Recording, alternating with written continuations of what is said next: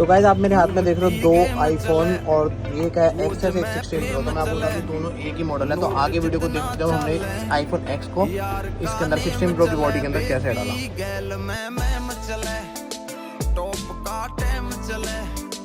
note जितना चले